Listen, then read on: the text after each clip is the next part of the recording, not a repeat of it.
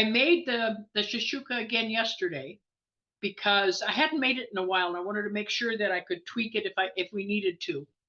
The first thing that you need to do is have your mushrooms, if you're using them, cut up. Now, you know that I don't eat mushrooms very often for obvious reasons, but I don't have any candida fungus. And so eating mushrooms occasionally for me is a nice treat, but it's not something I have on a regular basis. So if you have mushrooms, now 2 of you are cooking, right? Yeah, Linda and Jill. Okay, so do you have mushrooms? I do. Yeah. Okay, go ahead and leave yourselves right now unmuted, if you don't mind. Leave yourself unmuted because she's busy with another call, and I don't mind. I mean, we don't have, background noise right now. Okay, say it again. I'm sorry, I missed that. Jill, you and Linda both have mushrooms? Okay. Yes. So let's start. The first thing we do is you take your depending on how many you want. Now, we only made 2 eggs yesterday because that's all we each have is 1 egg each. So the problem I had, and I want to share this with you, is that the bottom wasn't thick enough for it to make a nice well. It still made the poached eggs, but the white kind of spread out over the green, which was actually kind of pretty. It was like a map, but it wasn't a nice well like my picture because it wasn't thick enough. Okay, if you're making it with 6 or 8 eggs, yes, it's going to be deep enough. So the first thing you do is add your oil and or butter. I used butter and coconut oil. I like mixing both. I don't know if any of you have done that, but in order to get the buttery flavor, what most people don't know is that coconut oil will take on the flavor of the butter. Are you cooking, Magda? Yeah. Oh, I thought you were outside, so I thought, well, she's not cooking. No, that's just okay. A picture of my backyard. Okay, so that's okay. So just remember that when you want a lot of butter, like I love butter, I don't want that much of it though. So I use half coconut oil and half butter, and the butter literally goes into the coconut oil, infuses it, and it gives it the taste that you put more butter, which is really cool. So that's something I didn't write in the recipe. It's something we all need to just share. So you're going to, first of all, start sauteing the mushrooms in a medium heat, medium low, depending on your stove. Again, I know Jill's got the same issue with the electric stove that I do.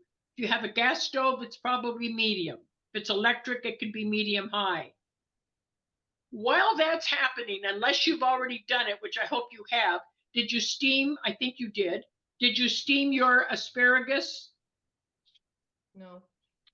No? Okay. No. So I thought you steamed it. I thought I read the pan. Steam it in the pan. You can steam it in the pan, or you like I've said before, I can't chew with the darn. I don't have the jaw muscle. So I have to steam everything. So if you like it a little crunchy, a little al dente, not a problem. You just go ahead and chop them up small, use the tender ones. That's why I did the recipe for spring, because all the beautiful little tiny asparagus are out right now. So what you're going to do is you're going to go ahead and do your mushrooms first. When they're done, when they're getting caramelized, when they're getting brown but not burnt, and you don't have to stir them all the time. People stir mushrooms constantly. Just stir them, I don't know, every minute or so. Give them a stir. Make sure that they get brown but not burnt, because they'll get tough. They'll become like shoe leather. So you're going to take your mushrooms. Now, in the recipe I have down 2 cups. No, 2 heaping cups, yes. And I didn't use that. We used about 3/4 of a cup because I only made 2 eggs. Okay? So you're going to do that. Did anybody steam their asparagus first? No? Everybody's going to put them in raw. Okay, that's fine. And what about the peas? I took a can of peas because I didn't have room in the freezer, to be honest, to buy another bag of frozen peas. So I used organic canned peas, threw them in my Vitamix, and made my broth with my broth, and made my slurry with broth and peas in the blender. So if they're frozen, you might have to defrost them. You can use canned ones. You can use fresh ones. If they're fresh, you usually have to steam them a little. So does anybody have fresh peas? Oh, No? Couldn't get Okay. 'em. frozen. Okay, I know. I couldn't either. So what did you use, frozen or canned? I used frozen and they've been out about an hour or so, so they're nice and ready to cook. Perfect. Go ahead and while your mushrooms are cooking, Jill, put them in your blender and put your chicken broth in it. Okay, How many eggs are you making? 4. Okay, I wouldn't put a whole cup. I would put maybe a little more than half a cup Okay, of broth and then see how it is. Magda, how Okay. many eggs are you doing? I'm doing 4. Okay, so same thing. Use about a half a cup Okay. of broth and then save the other half and see if you need it later. Okay. Linda, I you're made the using, whole recipe. pardon? I made all of it already in my bullet. Oh, okay. Yeah. Okay, you're just gonna have a better base, which is okay. That's okay. Linda, how many eggs are you making? I'm doing 4. Okay, so if everybody's doing 4 roughly, you're okay with about a half a cup of broth. Okay. And you can adjust it. Remember, a recipe is a guide, not set in stone. So while you're doing the mushrooms, you can make your pea slurry, which they're broth and your peas. I mean, it's really a simple dish. Yeah. It's not hard.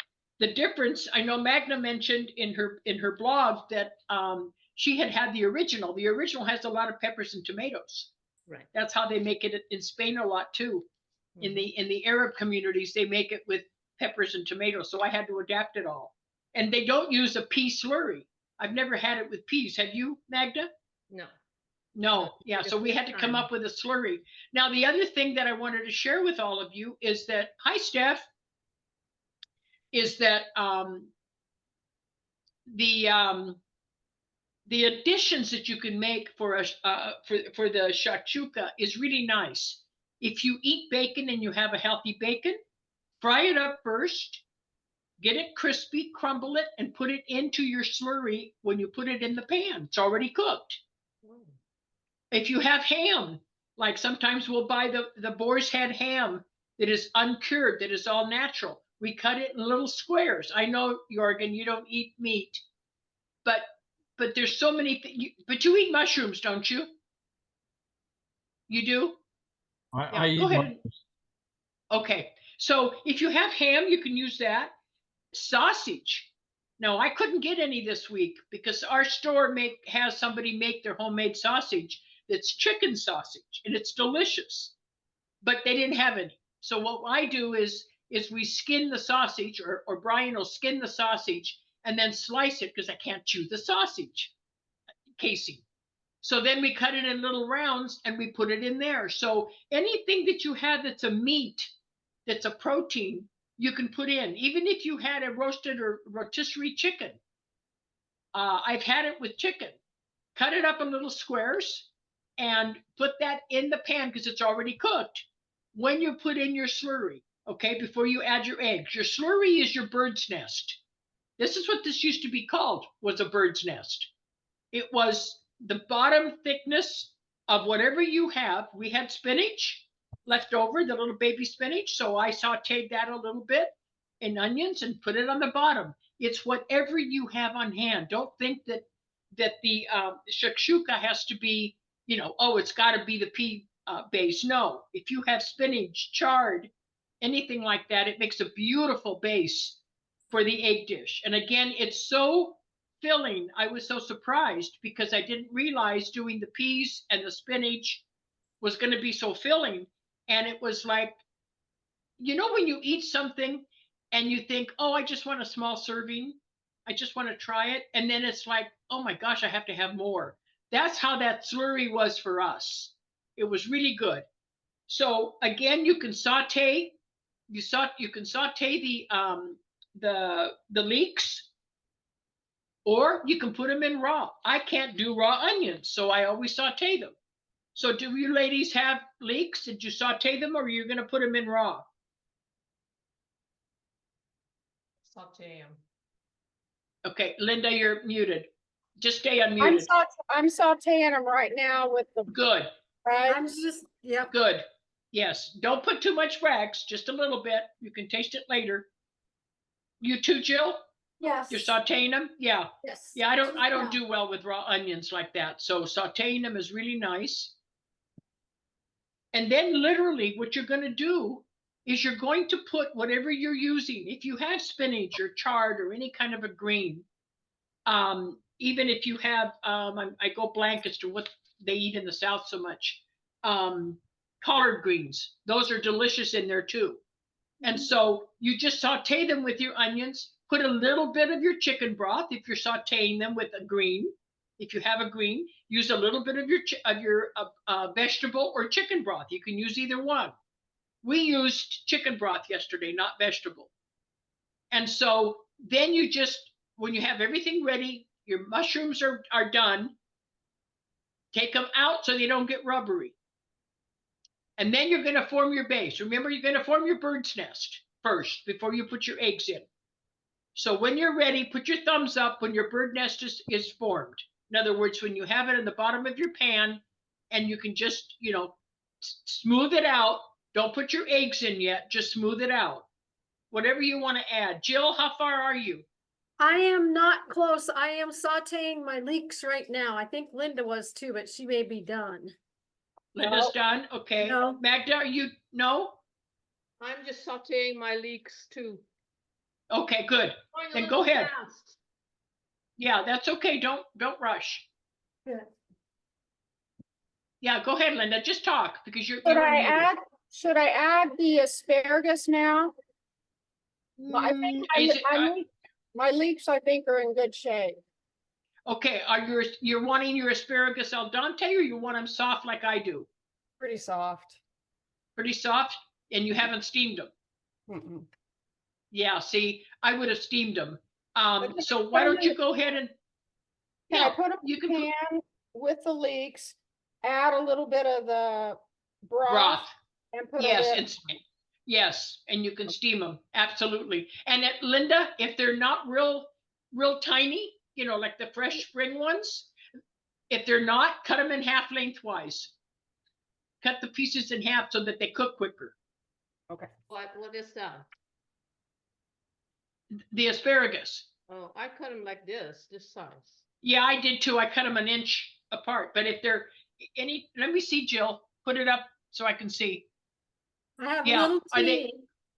Yeah, I have Really teeny ones. That's fine. But like I said, you really do need to cook them, saute them, steam them, something, or they're going to be real crunchy and you'll have too much al dente there. Okay, so we steamed ours first and then put them in. Okay? So you ladies tell me. So just keep in mind. Go ahead. So yeah, I was supposed to like saute the leeks for about 3 to 5 minutes and then add the asparagus to combine them and then cover Yes. and steam them. And that's where it says we Right. can add more of the broth. So that's what Right. okay. Okay, go ahead. Do it. Go ahead.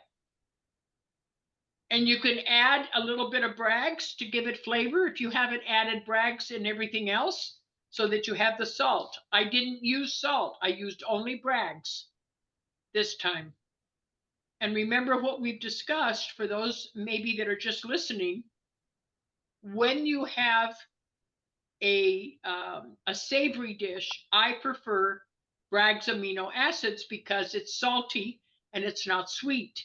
When you're doing a dish that can handle, like an Asian dish that can handle a little bit of sweetness, use the coconut aminos if you want. I don't prefer coconut aminos, but I know Tracy does. She prefers the aminos, the coconut aminos, but I don't like the sweetness that they give savory dishes. So that's strictly your taste. Okay, look at that. My chefs are so busy there. I love seeing Jill's hat. We just need to get a QHS logo on it, Jill. What was that? I just We put need my to get a broth in there and got a bunch of steam. So, oh, okay. Good. I said we need to get a QHS logo on your hat. we do. Yeah, I'm gonna work on that. I think they had them on the store the little patches that are embroidered, but then they ran out. Oh, okay, But if you could, I would get but one. if they have them, yeah, keep checking, because if they have it, it'd be nice to just, you know, use a I'll glue gun or stitch it sew on. it on. Sure. Yeah, it'd be cool. Yeah. Yeah. I was watching the blog today from or the Tracy's Hug, and she was making salad dressing, and she was wearing Yeah. a really cute apron with the QHS logo on it. I have one. That's so cool. Yeah.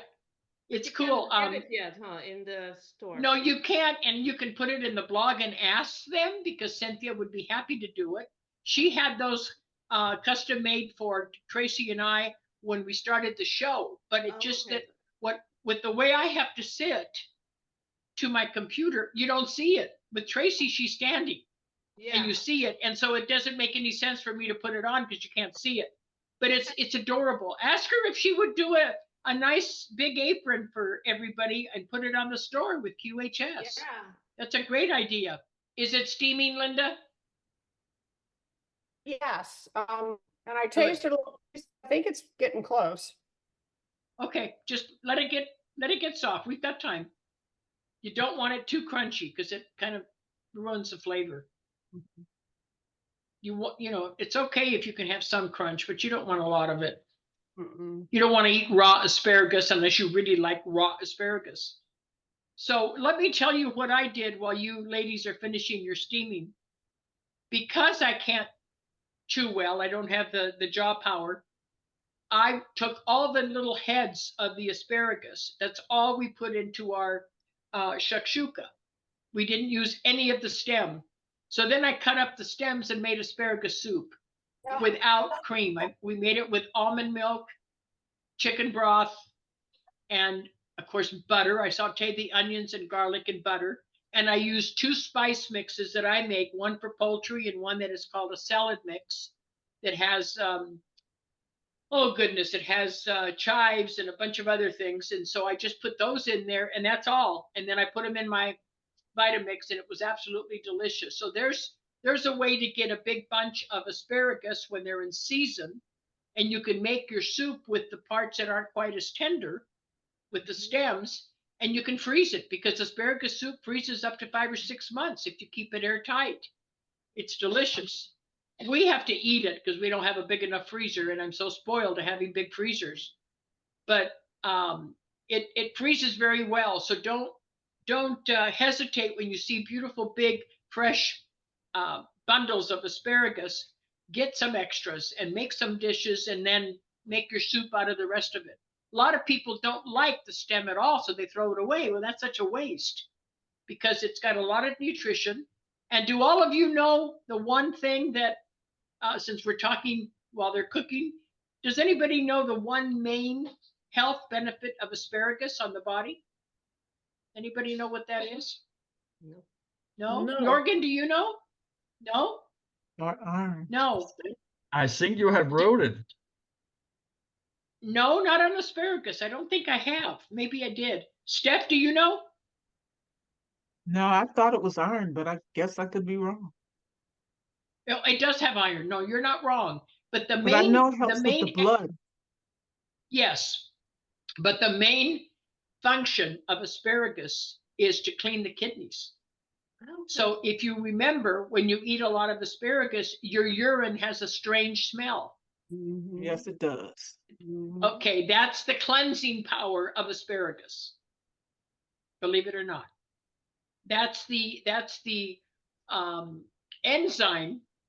That was the word I was looking for. That's the enzyme in asparagus that actually cleans it, like detoxifies the kidneys.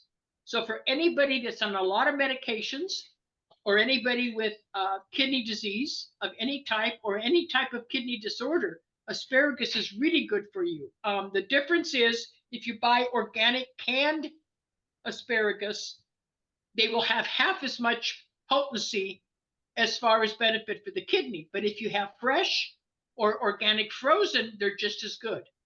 So if you make soup out of frozen asparagus, as long as it's organic, and you make soup or the dish that we're making today, it doesn't matter. You still get the benefit. But that's why you get that funny odor when you urinate. What was that, hon? They taste good pickled too. You know, I haven't pickled asparagus. I'm going to have to try it. They're I good. pickled everything else, but not asparagus. Here we go. So it looks like my asparagus is done. How about you, Linda and Magda? Yeah, So I think we're ready to move to the next step. Okay, so now you're going to just combine. Remember, you're going to make your bird's nest.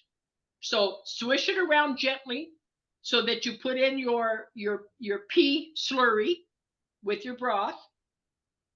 And then put the fire on just a little bit higher, otherwise it will stick. And stir it so that it starts thickening a little bit, and it will thicken. And as soon as it bubbles a little bit and you think it's starting to thicken, add your mushrooms. Because you don't want the mushrooms in there the whole time. And do all of you have your spice ready? Yes. I know that a couple of you said, okay, good, you all found it on Amazon probably, like I did, yep. Yeah. Okay, so one mistake I made on Sunday when we had it was that I didn't put enough. Because all you do is sprinkle it on top of the eggs and on top of the entire bird's nest, let's call it, before you serve it. And I hadn't had it in a while. I hadn't made it in a while. So I was concerned and I didn't put enough.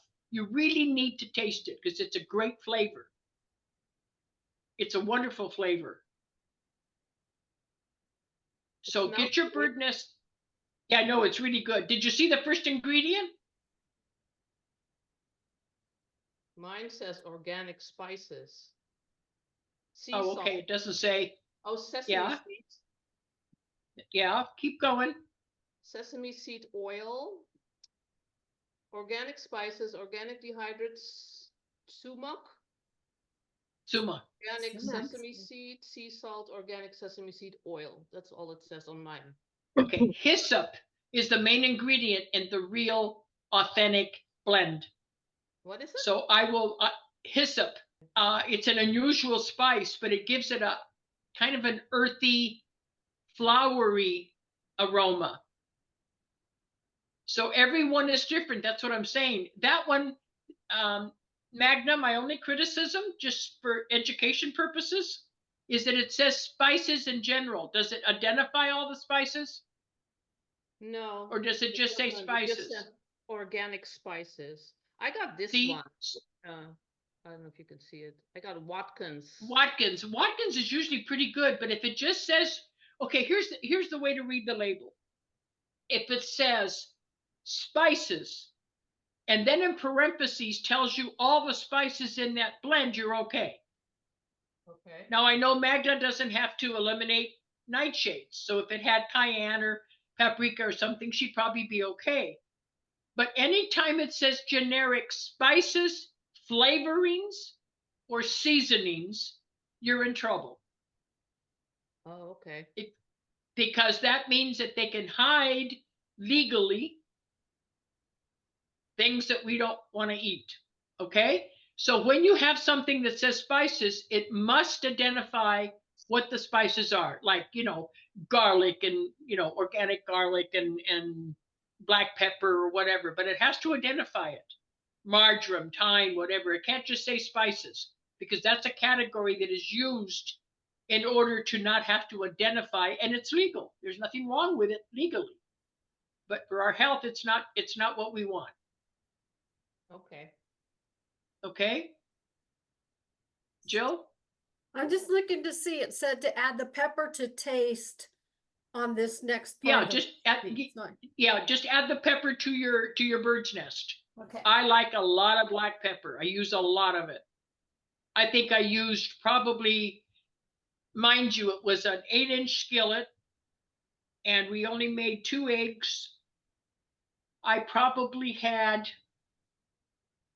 over a half a teaspoon, maybe more, of black pepper because I love black pepper. So I think it's that Latin blood in me that I can't have the chilies and the spicy stuff. So that gives me the flavor. Can we add the eggs already?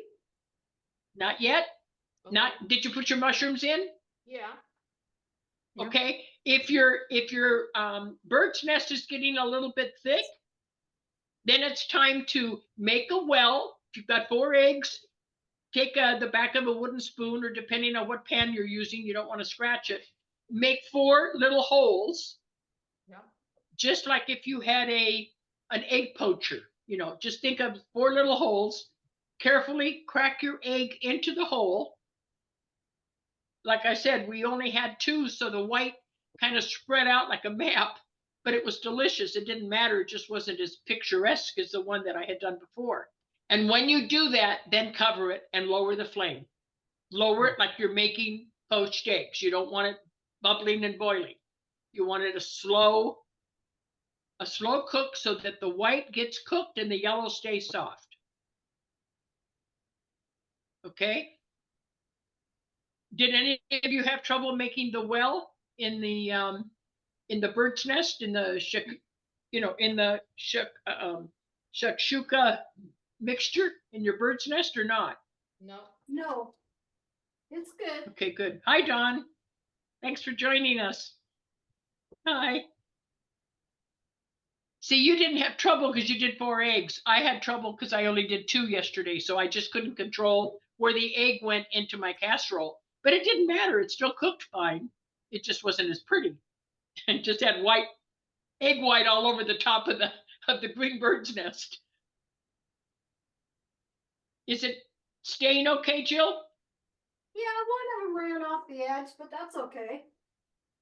It's okay. Like I said, it tastes just as good. It's just make sure you cover them so that you have a poached egg. Okay. You want the yellow soft and the white coagulated. You don't want the white runny. And when it's to that degree, it's cooked. It's done. Now remember to sprinkle your seasoning. Don't forget to sprinkle your za'atar. Smell it. See if that aroma is really agreeing with you. If it is, put a little bit more, because I didn't put enough yesterday. And sprinkle it all over the top of the bird's nest and onto the eggs. Yeah. Magda, how's your eggs doing? Beautiful. Did they stay together, or did the white go all over? No, they stay together. You need to take a picture before you start carving it up. I am. Okay, because mine was all over the place. And the interesting part was you wouldn't think you'd want the the green pea slurry. It's kind of like green peas with eggs, but I wanted more. It's almost like I wish I had done a little bit more, but I used a minimum amount when I blended it with the broth because I was only doing 2 eggs. And I really wished I had more because the sauce was so good. The bird's nest part was so good with the mushrooms and everything else. And next time I'm putting bacon, some crispy bacon in it. We actually have Dr. G with green peas and eggs instead of Dr. Seuss green eggs and ham. That's a good one. I took a picture of it. That is a good one. Tracy. As it was, I took some pictures. That's too funny, Jill. Dr. G. That's cute. Green eggs and ham, huh? Yeah. Green peas and eggs. That's too funny. We always have fun on our show, don't we, ladies? Yeah. We do always, and thank you for the. I know, and thank you for the nice comments. Maybe it'll encourage some people to listen in, even if they don't. They're not ready to cook, or they don't choose to, or they can't. Yeah, because we've got quite a few listening today, and we're glad you're here with us. Yeah. Yes, thank you. We do have quite a few. Okay, so when your white is cooked, when it's coagulated, go ahead and turn it off. Otherwise, again, just like mushrooms, you'll end up with rubbery eggs. Just like when you overcook a poached egg, you're going to have that white be rubbery. So don't overcook it. Get it out and serve it.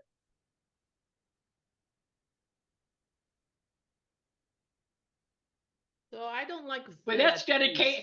That's dedication that Dawn is driving and she's listening to a cooking show. Yeah. Thank Wanted you. her humor for the day. We're glad you're with us. Yeah. Me and my high altitude, I think mine are going to take a little longer to cook because they do. That's okay. We'll keep going until you're done.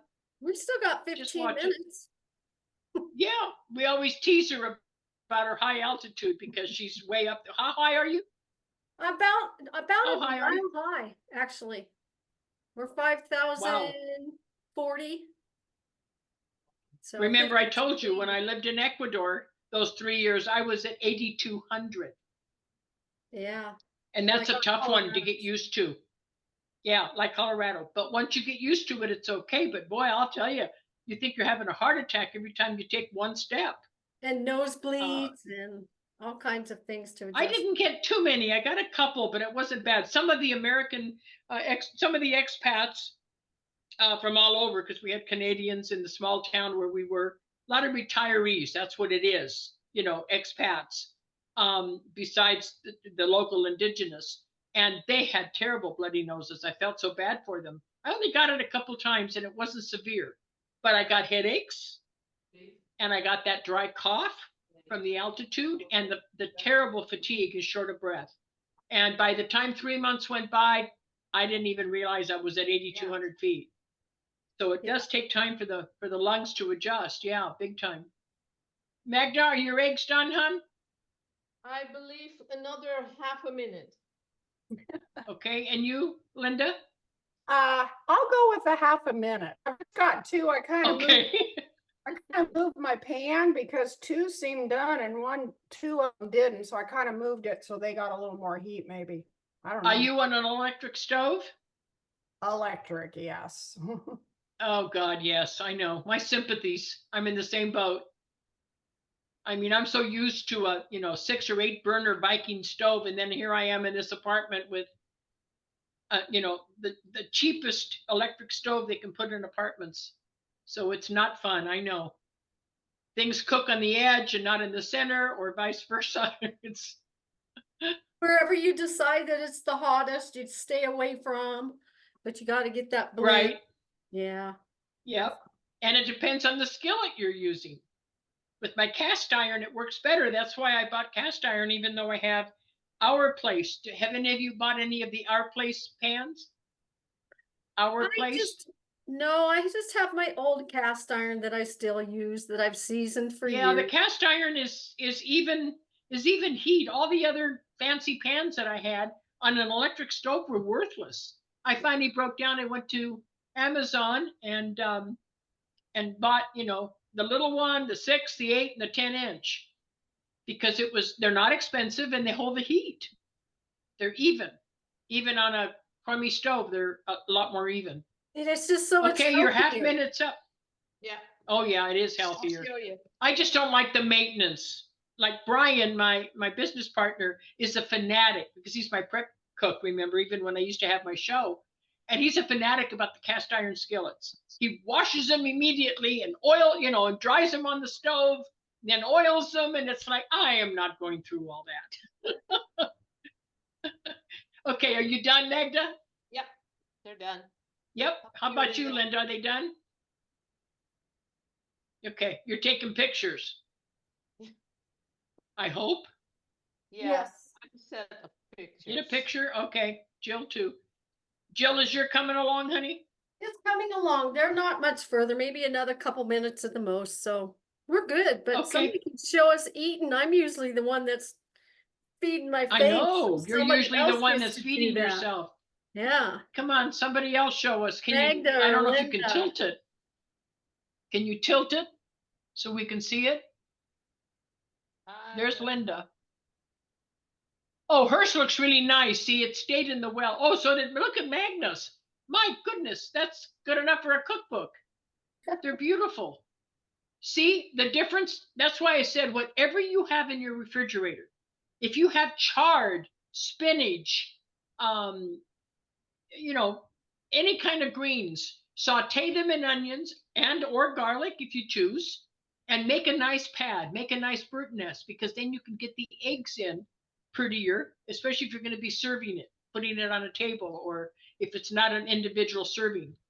So mine was not pretty yesterday, was really good, but not pretty because I didn't have enough, I was only doing 2 eggs, and the bottom layer was probably a little less than an inch, and that's not enough to make the bird's nest.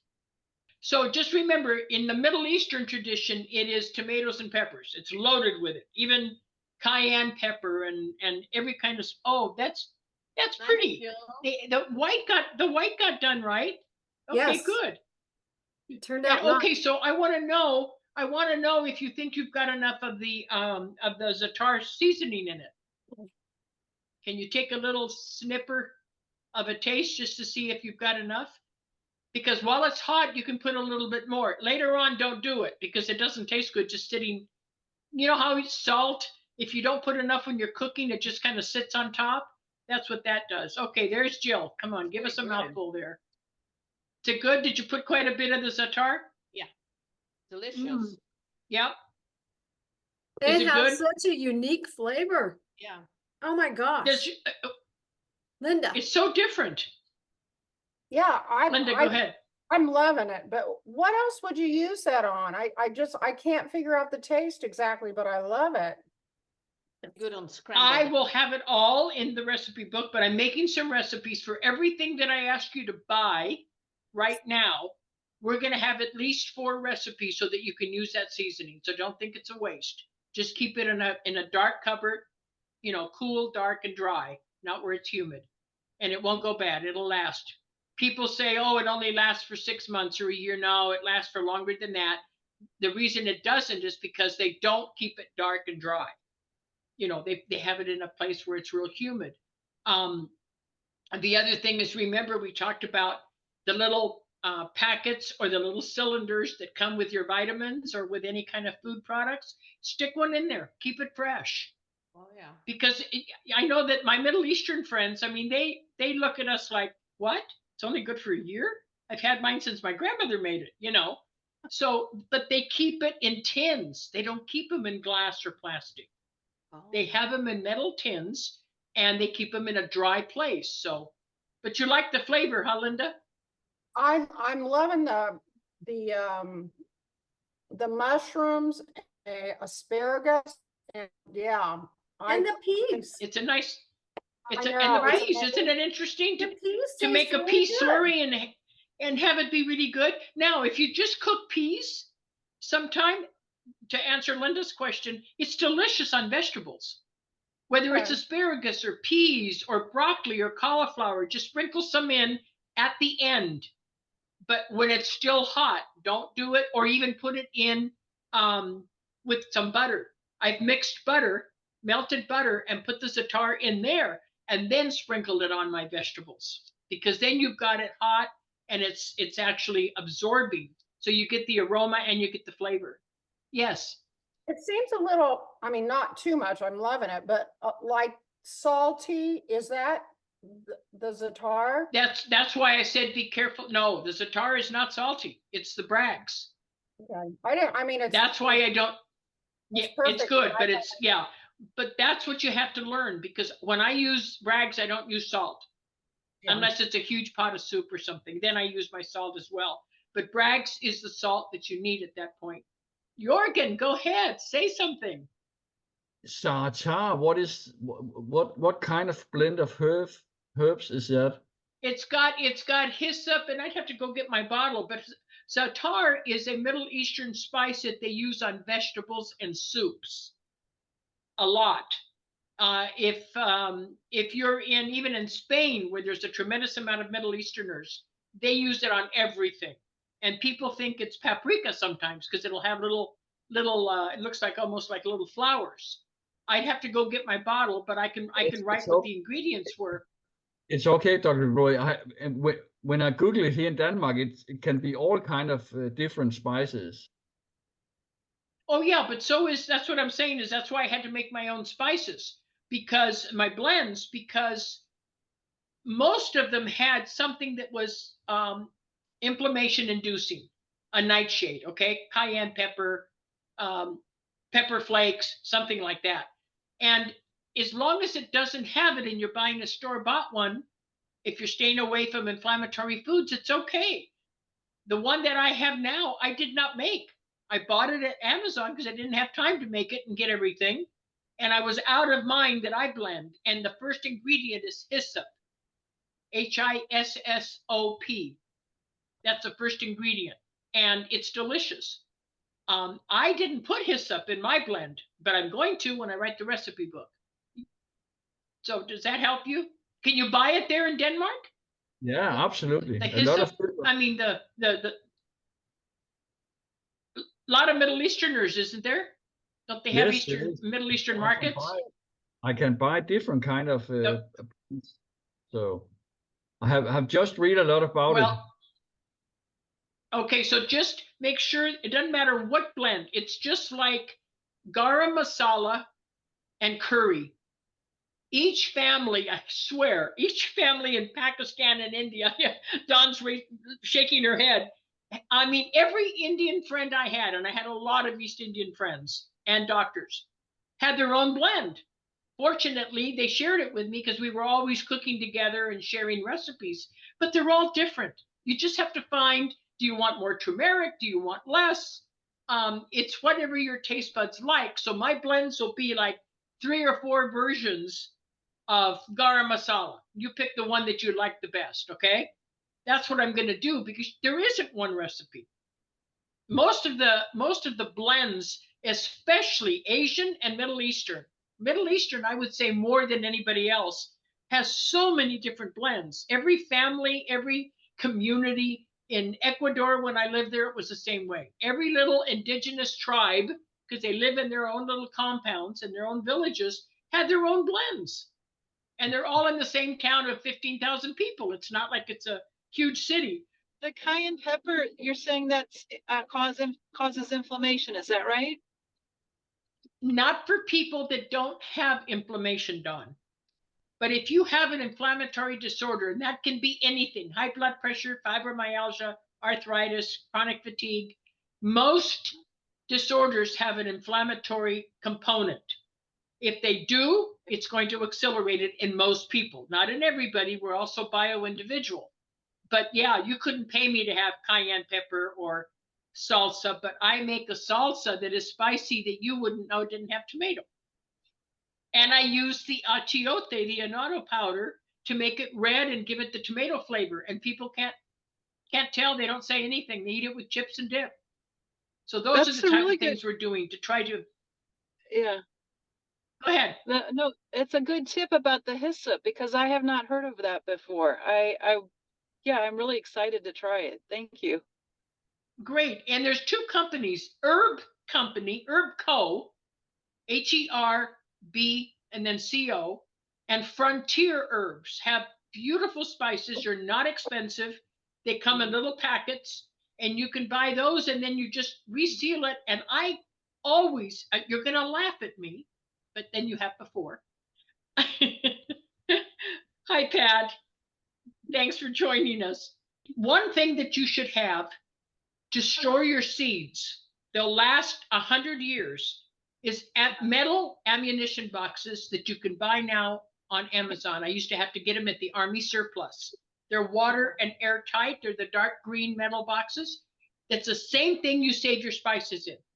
If you have little spice bottles like I do, I fill them and I label them, and then the other package I seal well that I buy in bulk, and I stick them in my ammunition boxes because they will never go bad that way. They're meant to hold something completely dry with no air and no moisture. So they're well worth it. I think they come like 2 in a set now. But, now I don't find any Army surplus stores like I used to. But that's where I got mine.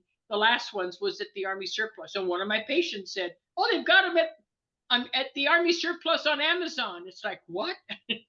So that's the best way to keep them, because then your spices will last forever and just take out what you need in small quantities in your cupboard. Okay? Again, thanks, Dr. T, for our green peas and eggs today. Doctor's peas. You're adorable. Thank you, ladies, and thank you for the cheering committee on our blog. So